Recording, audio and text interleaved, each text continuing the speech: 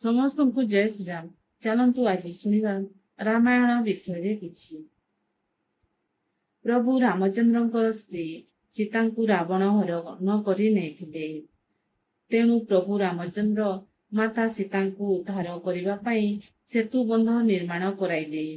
ବାନର ମାନଙ୍କ ସାହାଯ୍ୟରେ ସେତୁବନ୍ଧ ବାନ୍ଧି ରାମଚନ୍ଦ୍ର ଲଙ୍କାରୁ ସୀତା ମାତାଙ୍କୁ ଉଦ୍ଧାର କରିଯିବେ ବୋଲି ସେତୁବନ୍ଧ ବାନ୍ଧିଲେ।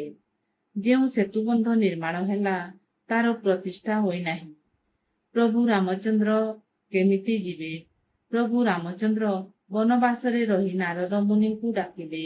ନାରଦ କହିଲେ, କାହିଁକି ଡାକିଲେ ପ୍ରଭୁ? ରାମଚନ୍ଦ୍ର କହିଲେ, କିପରି ସେତୁବନ୍ଧକୁ ପ୍ରତିଷ୍ଠା କରିବା?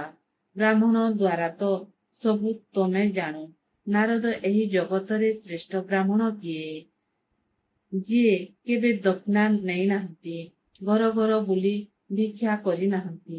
ନାରଦ କହିଲେ, ଜଗତରେ ଏହିପରି 3 ଜଣ ବ୍ରାହ୍ମଣ ଅଛନ୍ତି। ବୃହସ୍ପତି, ଋଷି ବଶିଷ୍ଠ ଓ ଲଙ୍କାପତି ରାବଣ। ଏହା ଶୁଣି ରାମଚନ୍ଦ୍ର ନାରଦଙ୍କ ଦ୍ୱାରା ନିମନ୍ତ୍ରଣ ପତ୍ର ପଠାଇଲେ। ହେ ଦଶାନନ, ମୁଁ ବନରେ ଅଛି। ସେତୁବନ୍ଧ ପ୍ରତିଷ୍ଠା ନିମନ୍ତେ ନିମନ୍ତ୍ରଣ ରହିଲା। ପ୍ରତିଷ୍ଠା ନିମନ୍ତେ ଯାହା ସାମଗ୍ରୀ ଦରକାର ସବୁ ଆଣିଥିବେ। ଏହି ପତ୍ରଟି ନାରଦ ରାବଣଙ୍କୁ ଦେଲେ। ରାବଣ ତ ବ୍ରାହ୍ମଣ ମନା କରିବେ ନାହିଁ। ବ୍ରାହ୍ମଣ ହୋଇ ଯଜମାନଙ୍କ କଥା ନ ରଖିଲେ ବ୍ରାହ୍ମଣ ଜାତିକୁ ଅପମାନ ହେବ। ତେଣୁ ରାବଣ ତ ଶ୍ରେଷ୍ଠ ବ୍ରାହ୍ମଣ। ରାମଚନ୍ଦ୍ର କହିଲେ, ସବୁ ଆଣିବ, ଗୋଟି ଗୋଟି କରି ସବୁ ଜିନିଷ ଆଣିବ। କିନ୍ତୁ ସୀତା ତ ମୋ ପାଖରେ ଅଛନ୍ତି, ମୁଁ କେମିତି ନେବି? ସୀତା ମୋ ପାଖରେ ଅଛନ୍ତି, କେମିତି ହେବ? ତେଣୁ ସୀତାଙ୍କୁ ସତ କଥା କହିଲେ ଓ ମୋ ସହିତ ଆସ ଜାନକୀ, ଆଉ ସତ୍ୟକର ପ୍ରତିଷ୍ଠା ଶେଷ ହେବା ପରେ ମୋ ସହିତ ପୁଣି ଆସିବ। କହିଲେ, ଏହି 3 ଜଣ ବ୍ରାହ୍ମଣଙ୍କୁ ଆପଣ ବାଛନ୍ତୁ, କିଏ ପ୍ରତିଷ୍ଠା କରିବେ? ପ୍ରଭୁ ରାମଚନ୍ଦ୍ର କହିଲେ, ଆମେ କୁଲଗୁରୁ ବଶିଷ୍ଠଙ୍କୁ ନିମନ୍ତ୍ରଣ ଦେଇ ପାରିବୁ ନାହିଁ, କାରଣ ଆମେ ବନବାସରେ ଅଛୁ। ଋଷି ବଶିଷ୍ଠ ଆସିବେ ନାହିଁ। ଗୁରୁ ବୃହସ୍ପତି ତ ରାବଣ ଭୟରେ ଆସିବେ ନାହିଁ। ନାରଦ କହିଲେ, ତେବେ ରାବଣଙ୍କୁ ଡାକନ୍ତୁ ପ୍ରତିଷ୍ଠା ନିମନ୍ତେ। ପ୍ରଭୁ ରାମଚନ୍ଦ୍ର କହିଲେ, ସେ ମୋ ସ୍ତ୍ରୀକୁ ତ ହରଣ କରିଛନ୍ତି। ରାମଚନ୍ଦ୍ର କହିଲେ, ସେ ମୋ ସ୍ତ୍ରୀକୁ ତ ହରଣ କରିଛନ୍ତି, କଣ ତାଙ୍କୁ ଡାକିଲେ ସେ ଆସିବେ? ନାରଦ କହିଲେ, ନିଶ୍ଚିତ ଆସିବେ, କାରଣ ରାବଣ 3ଟି କାର୍ଯ୍ୟ କରିଥାଏ।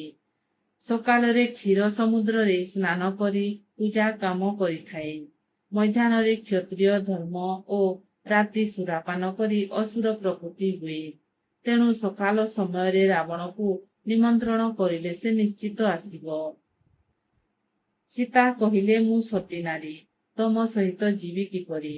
ତମକୁ ସ୍ପର୍ଶ କଲେ ମୋର ସତୀତ୍ୱ ନଷ୍ଟ ହେବ।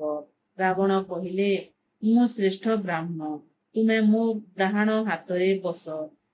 ସବୁ ବ୍ରାହ୍ମଣଙ୍କ ଦକ୍ଷିଣ ହାତରେ 6ଟି ତୀର୍ଥ ଥାଏ, ସେଥିରେ ଗଲେ ତୁମର ସତୀତ୍ୱ ନଷ୍ଟ ହେବ ନାହିଁ। ରାବଣ ସୀତାଙ୍କୁ ଆଣି ସେତୁବନ୍ଧ ପ୍ରତିଷ୍ଠା କଲେ ଓ ରାବଣ ବ୍ରାହ୍ମଣ କାମ କରି ଶିବ ସ୍ତୁତି କଲେ। ଶିବ ଆସି ରାବଣଙ୍କୁ କହିଲେ, କାହିଁକି ଡାକିଲ ରାବଣ? ରାବଣ କହିଲେ, ମୋର ଯଜମାନ ରାମଚନ୍ଦ୍ରଙ୍କର ଇଚ୍ଛା ପୂରଣ କର। ଶିବ ତଥାସ୍ତୁ କହିଲେ। ତାପରେ ରାମଚନ୍ଦ୍ର ରାବଣଙ୍କୁ କହିଲେ, କଣ ଦକ୍ଷିଣା ଦେବି?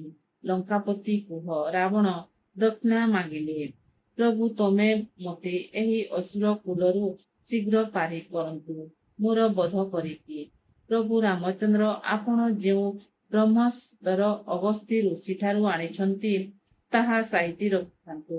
ସେହି ସ୍ତରରେ ମୁଁ ମରିବି, ଆଉ କାହାକୁ ଦେବେ ନାହିଁ। ଏହି ଅସ୍ତ୍ର ମୋର ଦକ୍ଷିଣା ହେବ। ଯଦି ଆଜିର ଭିଡିଓ ଆପଣମାନଙ୍କୁ ପସନ୍ଦ ଆସିଲା ତାହେଲେ ସେୟାର କରନ୍ତୁ ବନ୍ଧୁ। ଜୟ ଶ୍ରୀରାମ।